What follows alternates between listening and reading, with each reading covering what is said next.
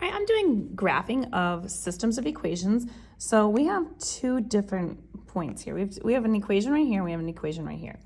So if I'm looking at these, this is a different situation because this is a standard form graph. So we're gonna just put down that this is standard.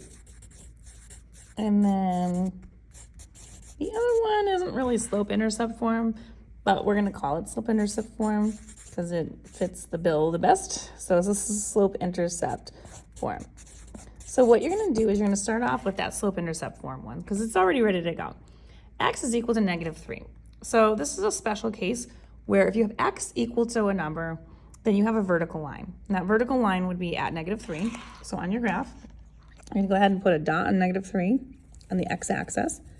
And then you have a straight up and down line. So your line looks like that. And then we have that first one. So this is gonna be X equals -3 here. Now, we're gonna do the standard form. Now, standard form is not ready to go for graphing. So I'm gonna actually rearrange it to get it so it's Y equals mx plus b formula. So I'm going to rearrange this equation to make it work. So to get y by itself, I would subtract 2x on both sides. That is gonna leave me with 3y here is equal to -2x plus 6. Again, slope-intercept form should be y equals mx plus b. So we kind of have it almost ready to go. We have the mx plus b kind of situation going, but we still have this 3 in front of y. We need to divide that on all parts in order to make this work. Now that's going to cancel. Now that's going to leave me with y equals -2/3. We can't do anything with that. It's as simplified as it goes. So that's going to stay -2/3. And then we have 6 divided by 3, which is a +2. Now I have slope-intercept forms. Now I'm ready to start graphing. So we start with the y-intercept, which is a +2. So you're going to go on the graph to a +2 in the y-axis. Put a dot right here.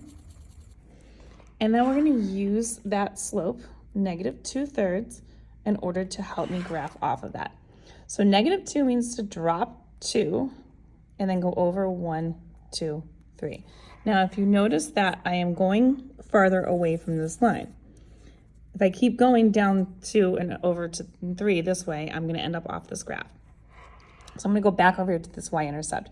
Now, instead of going that way, I want to go towards the other line because I'm trying to find out if there's an intersection point. So I'm going to go up 2, and then I'm going to go 1, 2, 3. I've hit a point on that graph.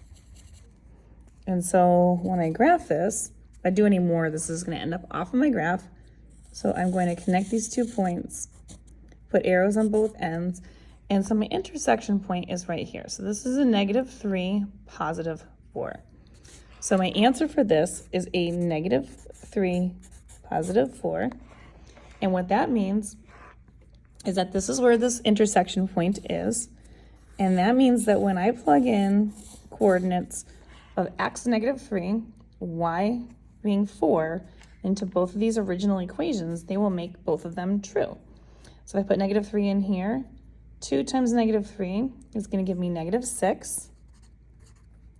Then 3 times +4 is 12. And it's supposed to equal 6. -6 plus 12 does equal 6. So that makes that statement true.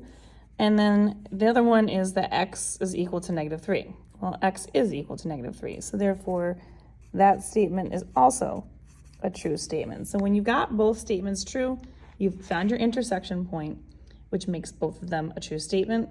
And that is the only way to figure out how to solve a system of equations when you have something like this when it comes to graphing. If you want more questions like this, you can find them on my YouTube channel. You want algebra, check them out under this systems of equations section.